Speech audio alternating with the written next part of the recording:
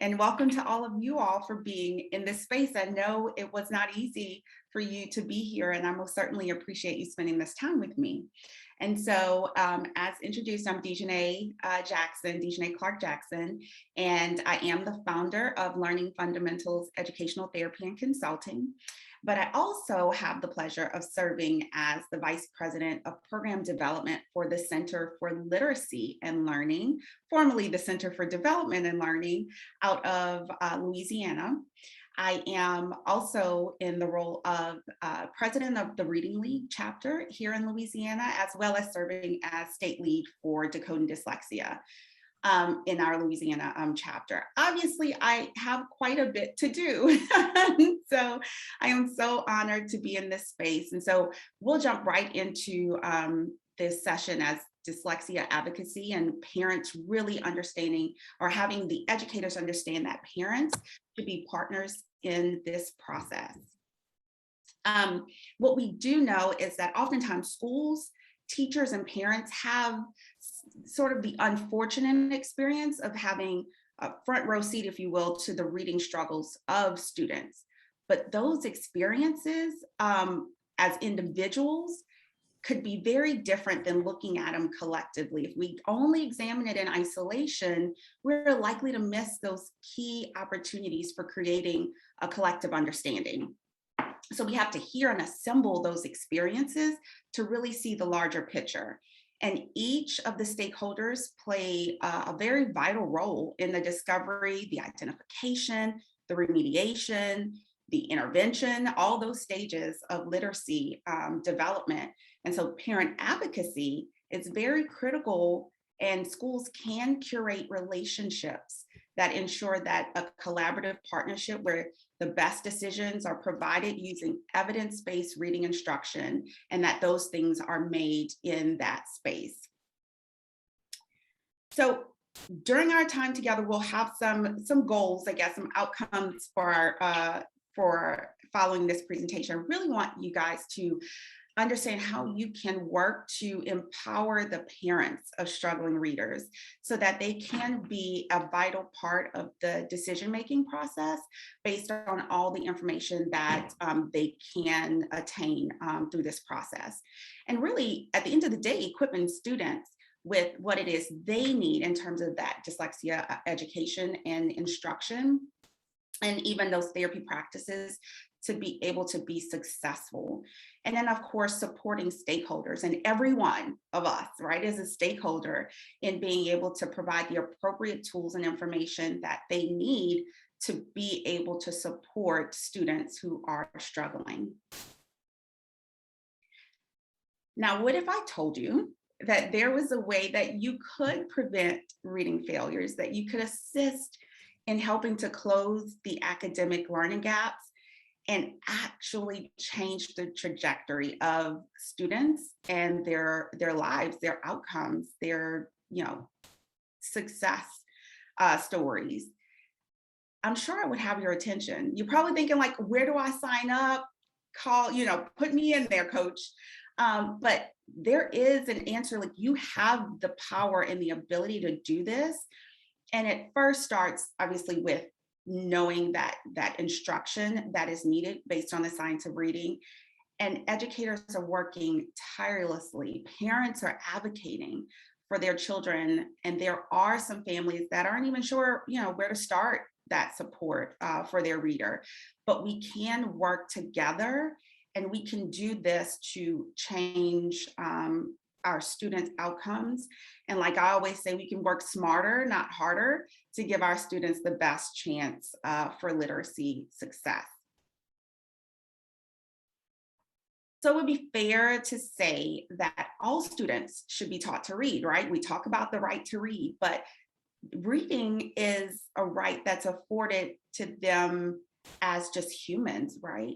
But if a struggling student and a student struggling with the ability to read, even after all the access and the instruction that is afforded to them, then it's up to that collective to really examine that struggle a little bit closer. But we always want to ask, like, what collective group determines that access? Whose affordability results in reading. This struggle is often viewed in silos, like I said, but we really need to view it as a whole problem and then peel back the layers and often determine those struggles. But unfortunately, we determine those struggles outside of the partnership and support of parents and families. So this cool little graphic is, to me, appropriately depicts our relationship, right, with all the information we'll engage with today. And its origin was actually derived from a theory explained in a popular TED Talk by Simon Sinek, who explains this concept, right, of leadership and success in business. But we, as educators, are in the business of students, right, of educating children. So we always want to start with our why and always want to reflect back on our why. And I know you've heard that already, is that our students are the why. And so today we'll keep that core why in mind, but really explore and discuss the hows and the whats of why we're here. So let's start with the obvious, like in dyslexia advocacy. It has been proven through science and brain scans and all the things, how the brain learns to read and what areas are activated and not activated for struggling readers. Our brains are not hardwired to read. We know this. Speaking may come naturally, but reading doesn't, because we know this. And because, we have the science to back this up, then we should know what teaching reading looks like in the classroom, and therefore can support what it should look like in the home. So before we look at dyslexia specifically, we'll first have to explore the concept of what was mentioned earlier in terms of the science of reading as that necessary foundation for addressing dyslexia, and therefore helping to bridge the gap between classroom instruction and at-home supports. So we first have to begin by ensuring that classroom instruction is evidence-based and transparent. We don't always like that word transparency, but it is absolutely necessary to include everyone in on this process in order for us to see true, sustainable results. So looking at the science of reading, we know that it's a body of research, over 40 years, research studies, and that it comes from, cognitive psychology, neuroscience, and linguistics, and that all of these things converge to help guide us on how we should be teaching children how to read. And obviously, not obvious, so it's not obvious to some, but importantly, we must note that this is our baseline, right? Incorporating the science of reading as, everyday classroom, general education instruction is absolutely necessary in order for us to build on the needs, the specific needs of dyslexic students. So without getting too sciencey, I'll attempt to explain how the brain reads. So there are two hemispheres of the brain. See, you have here the left hemisphere and the right hemisphere. Reading is supported in that left hemisphere. So there are no parts of the brain that are innately dedicated necessarily to learning to read. Like, you can't just pick that one spot out that you learn to read from this area. Instead, there are parts of the brain that are all working together and used for spoken language, object recognition, and we use all those things together to learn how to read. And then we'll look at those conceptual models behind the science of reading, and this, the highly used concept models that help frame the work that we do in terms of that foundational skill building. And that's the 5 components of reading: the simple view of reading, Scarborough's reading rope, and the ladder of reading. So we'll dig into those very briefly so that we can understand the big picture. So here we have the national reading panel, and they identified 5 key components of the core of every effective reading instruction program: phonemic awareness, phonics, fluency, vocabulary, and comprehension. Since the panel's report was released in 2000, these concepts have become known as the 5 pillars of early literacy and reading instruction. If you know anything about pillars, right, they are really, they help to hold things up.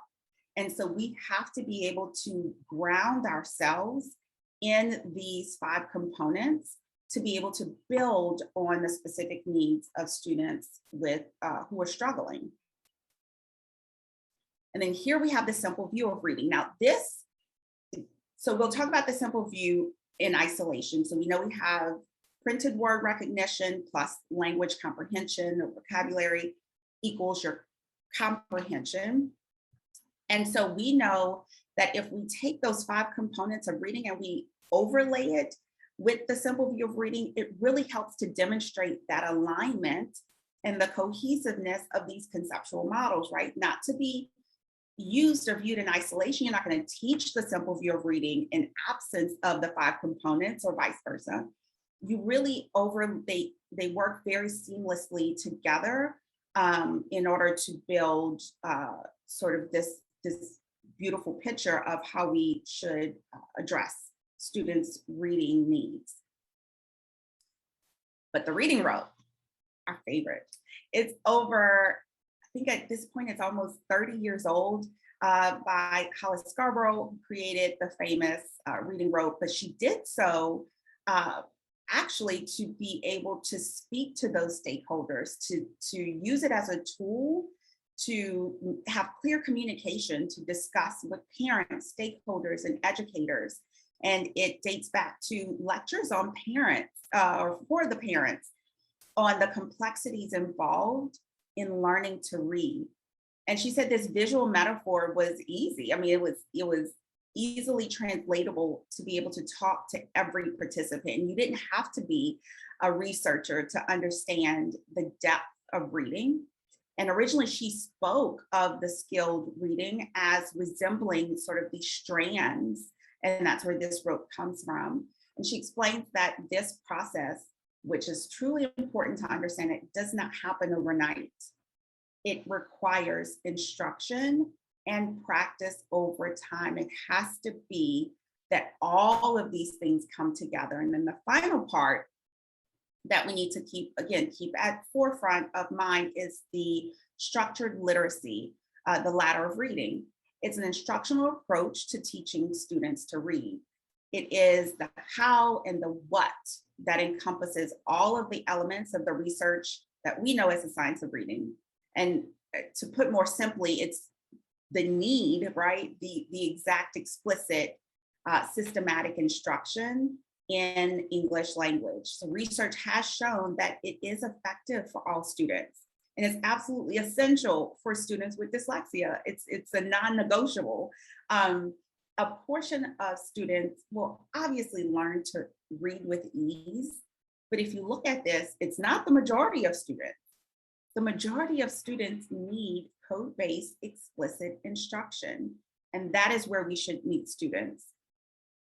So the what and the how is that we need that sound symbol correspondence. We need phonology and syllables and syntax and morphology and semantics. Like that is what we need to teach. And how we teach it is code-based and explicit and systematic and sequential. And we cannot forget, it has to be diagnostic and prescriptive in order to address those needs of the students who are struggling. But because reading is a complex brain activity, like we just mentioned, there's a whole lot going on. And because there's a whole lot going on, a whole lot can go wrong as children develop into readers. Each potential problem area really can be examined when we're looking at difficulties so that the right solutions can be provided. There should be no assumption based on who a child is, where a child comes from, or the lack of or abundance of resources that students would not have dyslexia as the answer to their struggle. And so we often like to call it the struggling reader, but we really want to see, is it just a temporary struggle or is it something a little deeper? So first, looking at the struggling reader, there are some typical indicators when educators try to rationalize sort of the behaviors and the causes of a student's struggle with reading. There's the inability or difficulty to sound out words. Maybe the student has some behavior concerns where they're disengaged with instruction or reluctant to receive an instruction.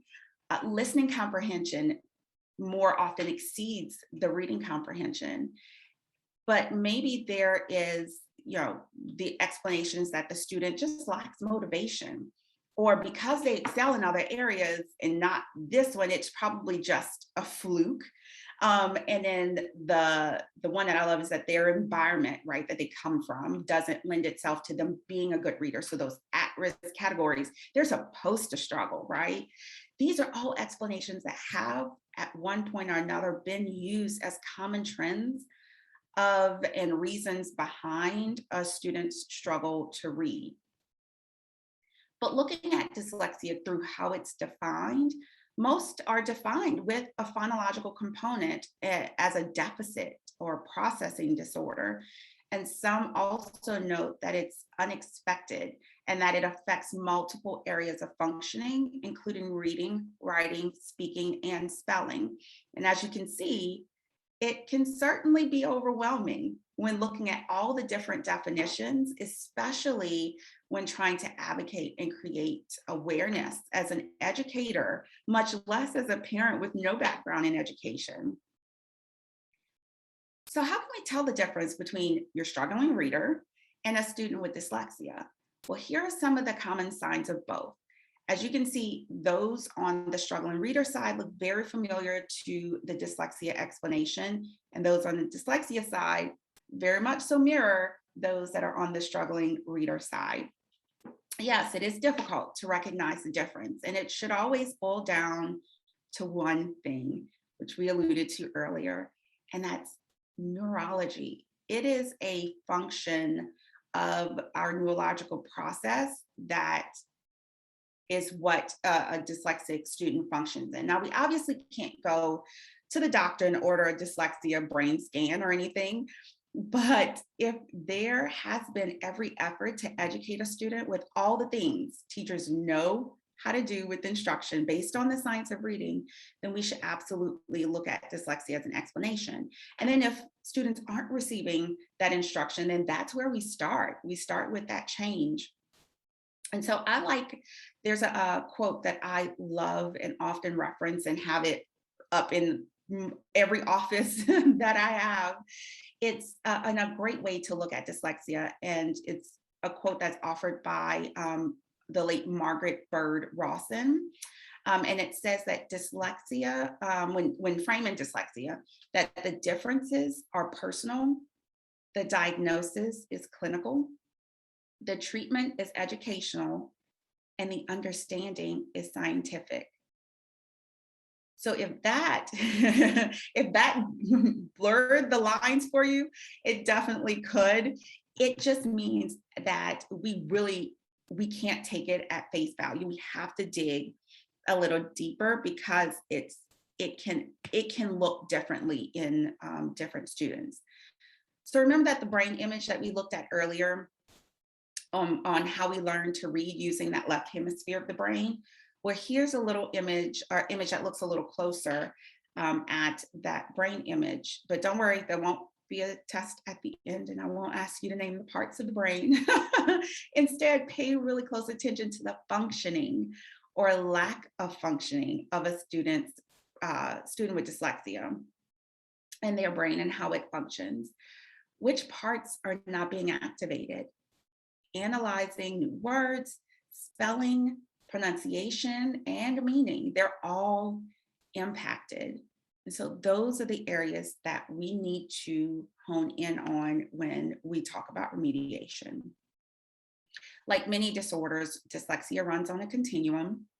On one side, it can present as fairly mild, meaning that there are few or limited areas that are sort of applicable in terms of the signs and symptoms and characteristics. But then there's the other side that's more severe. And I know we like to just understand that dyslexia just at the end of the day just looks different. So mild and severe can be triggers for some, but really it's the gist of all of this and in this continuum of dyslexia is knowing that it is unique to the individual and how it presents itself.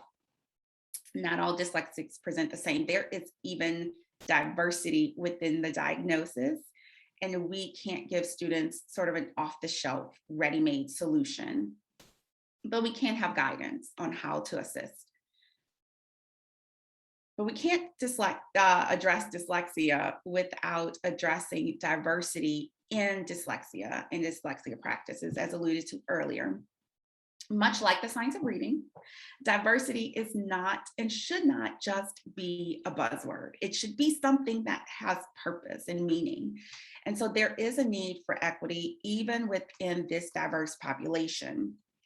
And so when we think of equity, it can be assumed that the typical response for our understanding of what one implies when using the term would instantly go to race and possibly expand it to gender, right? That's the first thing that comes to mind. But let's look beyond those two areas that, would be automatic for us, that level of automaticity when we think about diversity, and really think about all the ways that our dyslexia or diversity shows itself.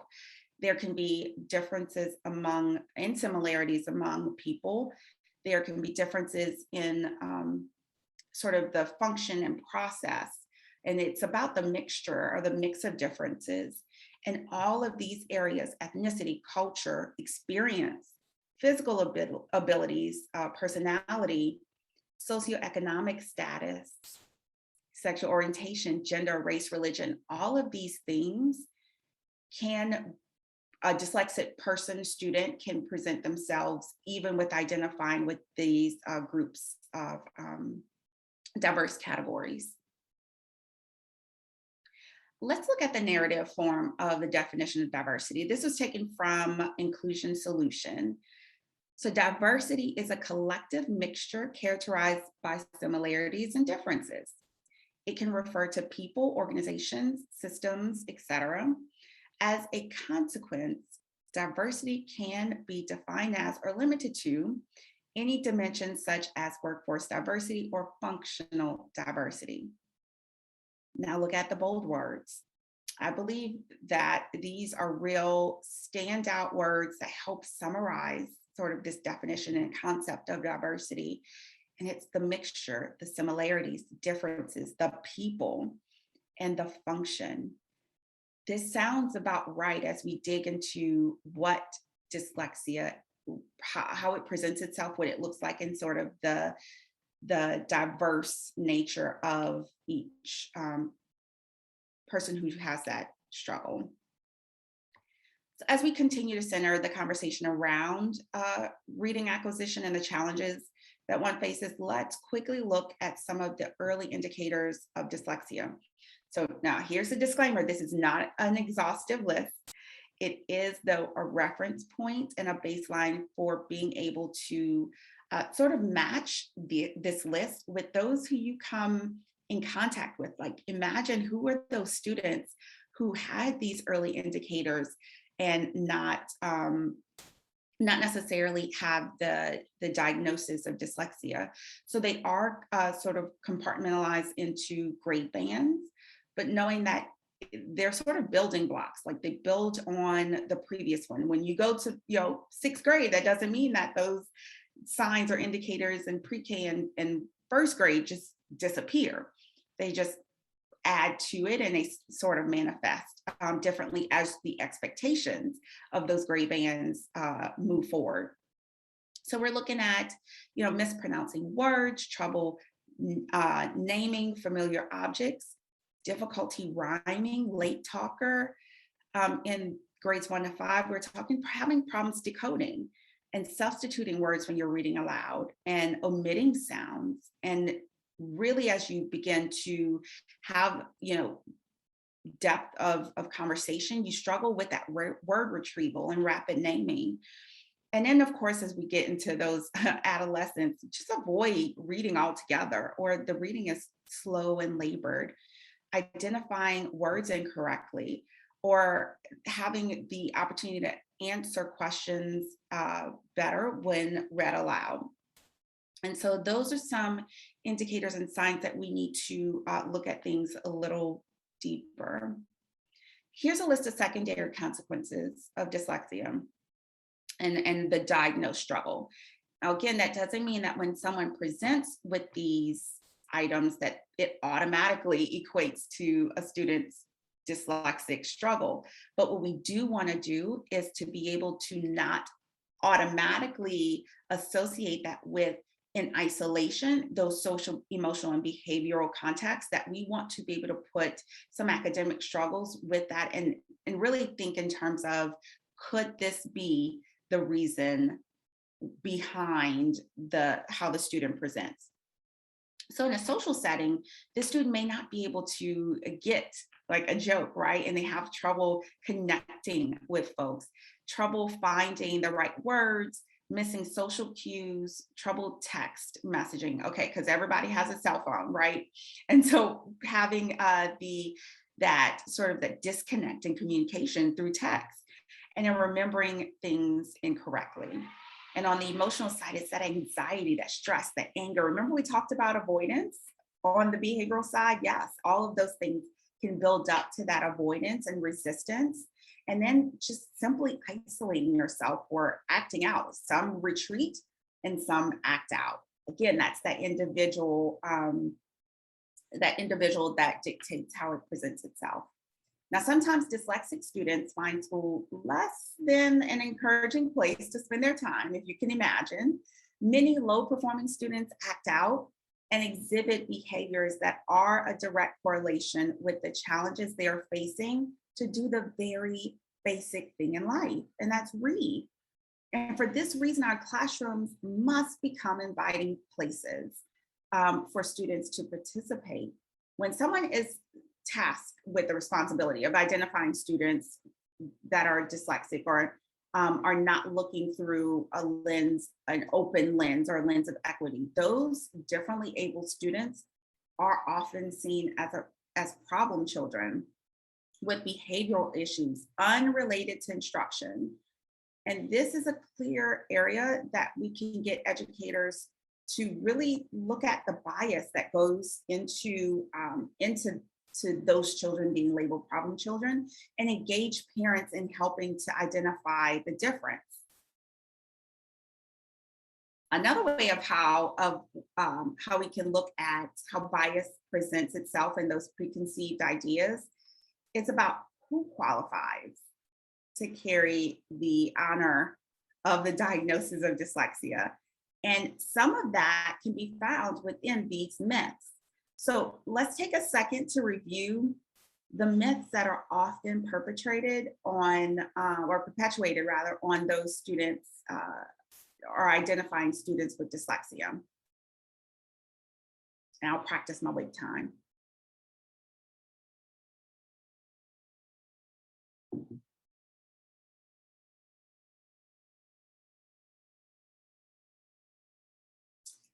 So what we know is that when we feed into the false narratives of who has dyslexia, what stereotype of person falls into this category, it hurts our students who don't associate or identify in these groups. And so what we do know is that we have to combat these falsities with the facts that, you know, boys and girls are identified nearly equally. It's how they present themselves. And, you know, squeaky wheel gets old, right? And so that's why you may see sort of the disparity in identification, and that there are challenges with breaking down words. It's not about reading and writing backwards. And students can be identified. That is the most heartbreaking part of when speaking to parents about trying to receive help for their struggling reader, is that being told that you can't be screened or tested or identified or remediated or until third grade. And that is the most heartbreaking, because we've lost so many critical years of being able to close that gap that by the time we get to third grade, we're now trying to play catch up, and that gap has grown wider and wider. And of course, we know that dyslexia has nothing to do with a lack of or an abundance of intelligence, and that it covers and affects all races, socioeconomic status, and language, students with different languages. It affects everyone. And that it's not something that students will outgrow. We don't want to, and we'll get into that part later, don't want to play the waiting game. It is a lifelong challenge, but we can absolutely remediate and give students the tools that they need to be successful. And so yes, here are some common strengths of dyslexia. Being able to, because we often hear, right, that dyslexia is a superpower, and that there's boldness and empowerment through that identification. But I challenge those to say that while there is strength in sort of the owning of this, remarkable but challenging diagnosis, for some, it is not and has not been a superpower. It has been a true struggle. And there are just so many barriers for some to be able to own their superpower in this. And so just a little exercise, looking over these common strengths, I want you to imagine what student you have that could fit this category, but really and truly struggle. What students do you see that are curious and imaginative and problem solvers, and they are awesome, at oral comprehension, and they're adaptive and creative and artistic, but they struggle. They struggle with reading, they struggle with behavior. Who is that student for you? This is who I imagine. Who do you imagine that to be? And of course, you don't have to imagine this little handsome one, because I did. But if you didn't, that's okay. I really just want you to see how whoever you connected with this list of strengths, regardless of who you imagine, really understand the broader picture, going back to that false narrative on who qualifies and who stereotype fits that mold. We really have to open our minds and really look at it as an equity lens, that you may see, although you may not see this child in sort of that superpower, this child with the superpower exists for someone, right? And it's in someone's class, in someone's child. Someone's child will need you to advocate for them and their parents when you're going through this struggle. So what we know is that we need early intervention. Dyslexic success in the classroom is contingent upon having these things: science of reading foundation, literacy screening, comprehensive evaluations, multi-sensory structured language therapy. It is above and beyond the science of reading. And then accommodations, and really having a plan that speaks to what that student's needs are. But do parents know about this? Are we transparent with them around the indicators and interventions? How can we expect parents to be partners if we haven't shared the plan? Early identification and intervention means that we are not going to wait. We are not going to play this waiting game. When students struggle to read, time can be both a blessing and a curse. But in this case, when we talk about really working on those struggles of students and those parents being told to just give it time, because remember that myth, they'll outgrow it.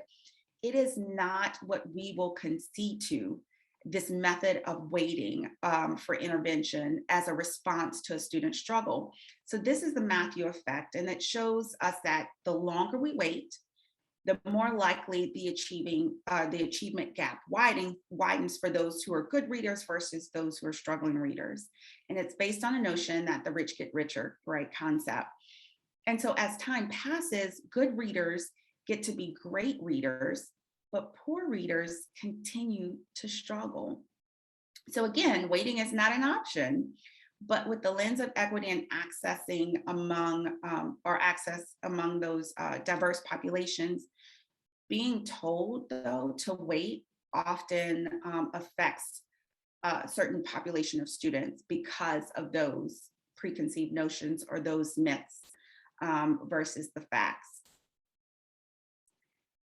We know that parents are the first line of defense when trying to reach students, and even being able to inform policy at both the school level and at a global level. We need parents.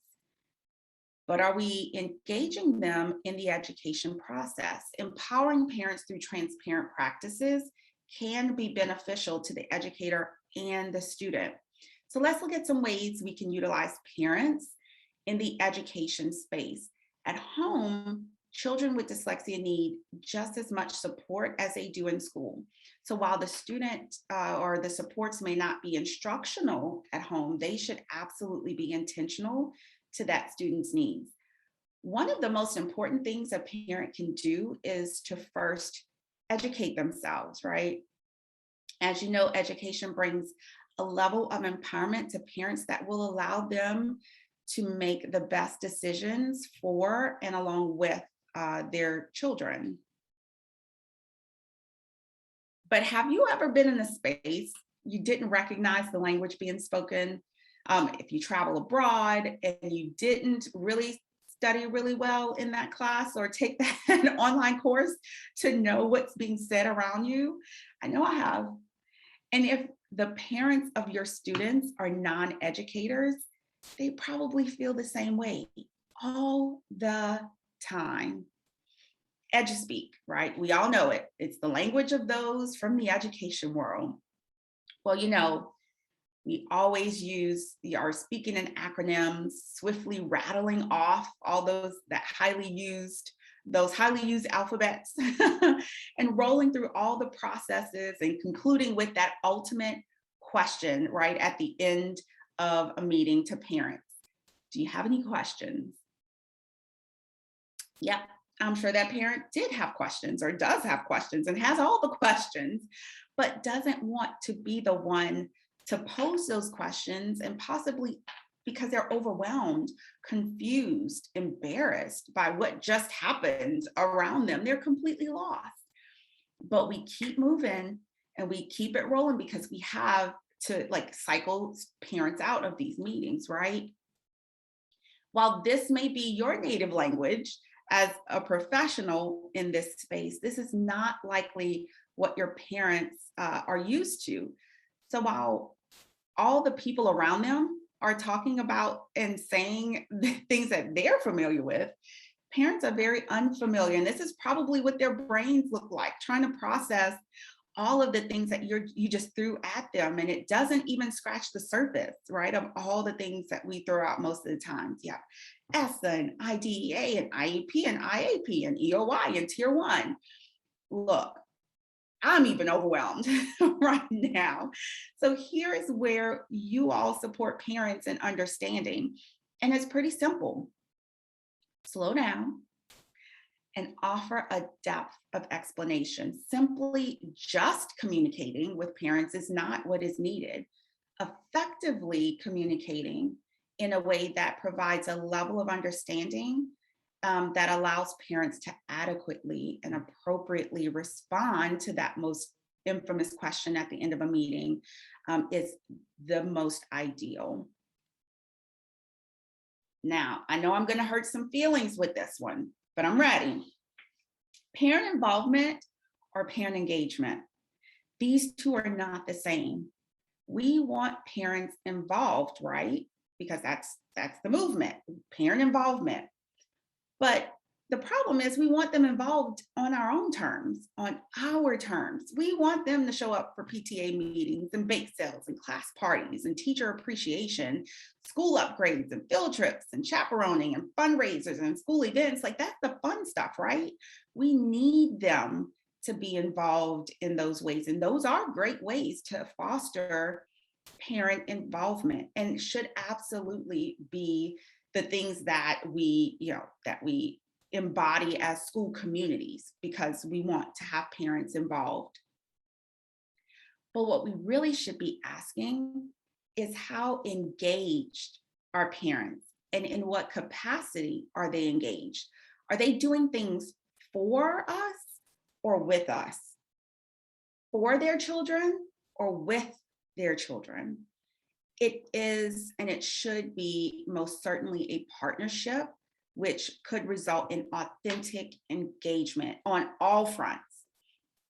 But engagement means that parents and families will be all in your business, right, as educators. And to truly be partners in the process of educating children, parents must understand how their child is being taught. How are they being educated in the classroom?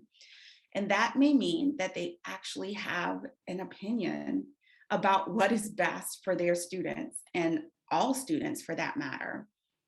As we look at this, we have to ask, are we prepared for that? Will you get offended by their engagement?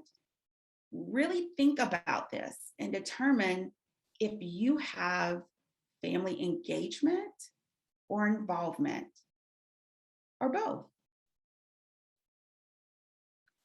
Now look at the efforts of, looking at the efforts of all of these individual parts as smaller pieces of a bigger picture.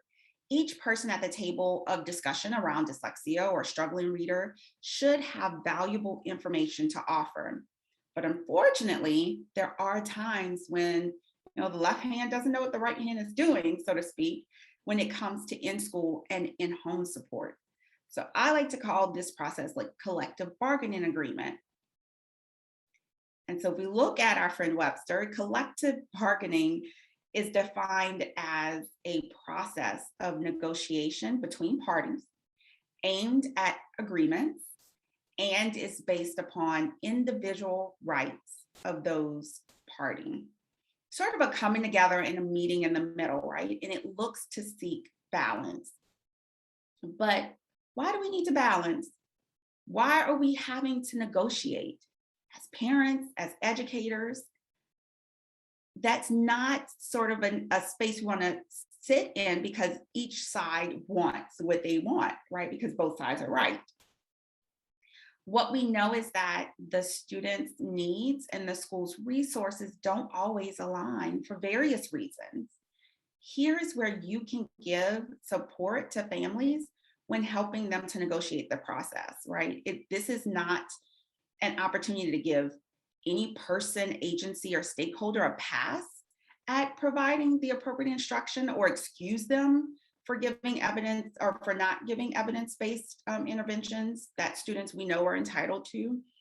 But it's about holding on to the things that are promised and provided in schools, but understand that there are things that have to be done in the interim. We can't stop while we fight the good fight. We have to be able to decide, what can we do now while we wait, while we strive to make those changes. Time is of the essence, and we know that, based on that Matthew effect. So we have to focus on what we can do in the interim, and then shoot for a long-term plan. Now, how do we begin to work as a team? Keep in mind that you are the educator. So make your concerns known, but parents and families speak with the voice of authority, and their kid is the area that they are, sort of the experts in, but you're expert in the classroom. So always have that understanding, and know that we need to work as a team, and that, again, not one side is right. We have to be able to come to the middle. You be the voice that challenges the norm in that decision making in that team. And parents can also be the voice that challenges the norm on that decision making team. You can help communicate this. And parents need to know that they can be supported through the identification process. Now, quickly, equity and access. Just again, remembering that students with dyslexia have an issue and a concern with receiving access. and equitable access to, their instruction on a daily basis. So we have to be able to look at how do we give access to the individual? And it doesn't mean that we take access away from those who don't need additional supports. And when we look at inclusion, then that's also another area of being able to provide equitable access. Again, for students with dyslexia, that is a big thing about having the ability to absorb the same information, maybe not in the same manner, but the same information that their peers are. So we have our why and our what. I'm going to quickly tell you that we do know that the solution is wrapped in awareness and advocacy. In your handouts, you will see that there is there's a white paper that it was based on an op-ed piece that I wrote when our Louisiana legislation received some funds for the legislation to address the 74% of our students that were reading below grade level. It really talks about the need for science of reading foundational instruction, so that identifying our students with dyslexia would be that much easier, because they won't fall through the cracks because they're standing on that solid foundation.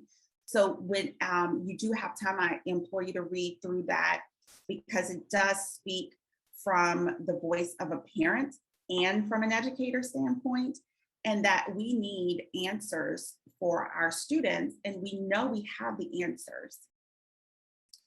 And so this just gives us an idea of how prevalent dyslexia is.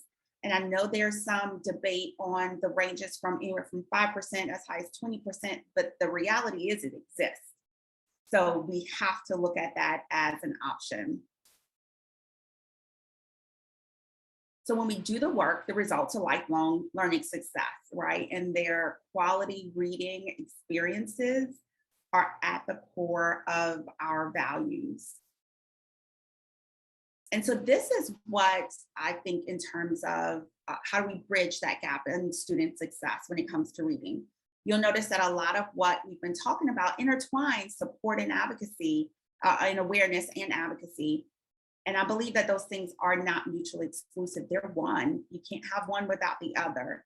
And so one of the worst things that I hear from educators is quoting policy that they don't know the origin of, or they have that, I'm not sure, I was just told. And we really have to own those things. We don't need to play the telephone game and just pass along something because it's tradition.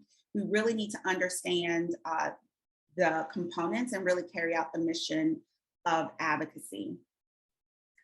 Also in your handouts is a graphic that I use and create to really give actionable impact for families who need a clear roadmap to see where do I start? How do I seek help? What are the things that I'm needing to look for?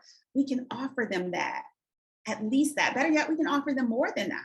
But a starting point is often all they need to sort of take the baton and run.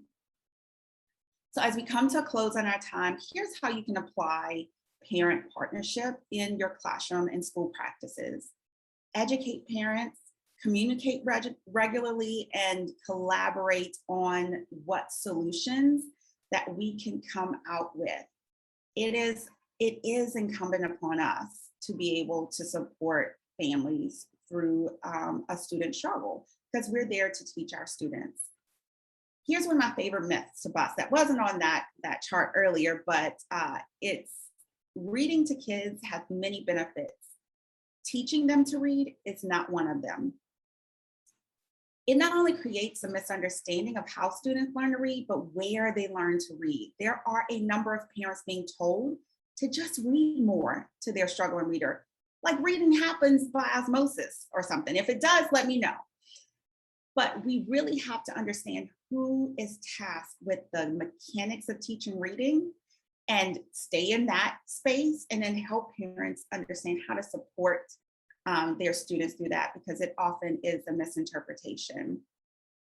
So remember that advocacy and reading does not stop until every child learns to read, and creating strong readers or struggling readers is our goal. And so if I know we are to the wire, and so if there are any Q&A parts for now, but here is my contact information for us to stay connected. And this will also be, the slide deck will also be dropped into the document. So thank you so much for spending some time with me, and thanks for Argon RTII for having me today. And so with that, if we have any questions, I'd love to entertain those. Thank you so much, DeJunne. Does somebody would love to come on screen, turn your camera on, and unmute yourself and ask your question into the space? I have a couple of questions, and I know there was a question dropped into the chat as well, but I would love for anybody that would love to come on camera, unmute themselves, and offer a question in this space, please. Anybody? Please, or you can raise your hand and I can call on you that way in the reactions, but just come off unmute. Yeah, we can start with the question that was dropped in the chat. Thank you, from Heidi. So the question is, can you recommend dyslexia screeners and other assessment tools? Thanks, Heidi. This is one of the best favorite, I have lots of favorites, questions to sort of address. So I always caution when responding to a dyslexia screener, because at the end of the day, any literacy screener can be used as a sort of a gauge and a measure of a student's struggle. And that's what we want to focus in on. And I caution that because there are a lot of districts that will say, well, we don't have the money for a dyslexia screener. And they just won't address it because of the name of what it is that they're assessing with. So I always say, look for those components that are in the 5 pillars of reading, and look to see that we are assessing all areas of a student's challenges, especially the reading, writing, and speaking portion of a student's assessment. And then we can determine if a student struggles. Because remember, a screening is just a red flag, right? It doesn't diagnose. So we have to, or yellow flag, we have to look at that yellow flag and say, now I can move to the next step. So again, I want to caution giving any named screeners, because we can use what we have as a tool to be able to screen kids for reading challenges.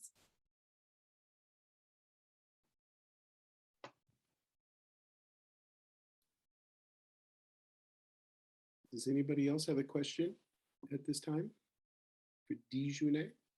I have one. So you and Dr. Reedon both spoke about, of course, empowering our parents and families. And she specifically stated something about a holistic approach to supporting a family in their literacy development will help that whole family. Essentially, like, what skills in information do we need to give our parents in order to do that? You know, I'm sure you've worked with parents and families in this realm of advocacy and supporting them. How do we do that? How do we, culturally and community responsively give them what information they need in order to do that and support their child? So, and I alluded to that earlier too, Brad, it's not, sometimes we do have really good intentions when communicating with families. It's the method and the dosage, right, of that communication. And sometimes when in our minds that communication is flawless because it speaks our language, we really have to reach parents where they are and speak their language and bridge that gap.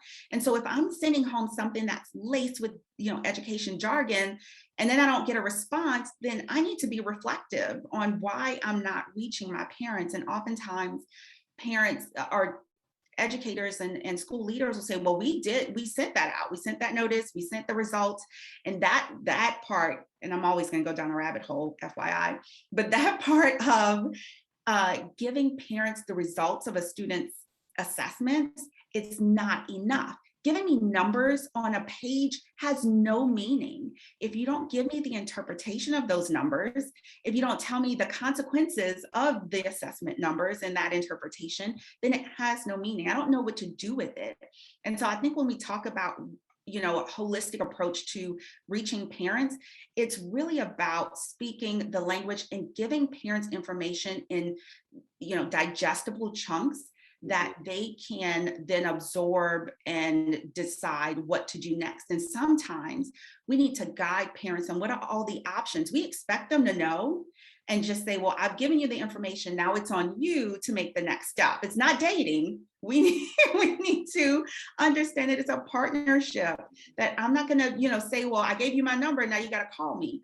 We have to be intentional. And I think it just boils down to the intentionality of how we reach out to our parents and families. And we do use that term interchangeably, obviously, because our families are so diverse in terms of who the parents are in those spaces. And so, yes, it's reaching out to them as a unit, right, to be able to be involved.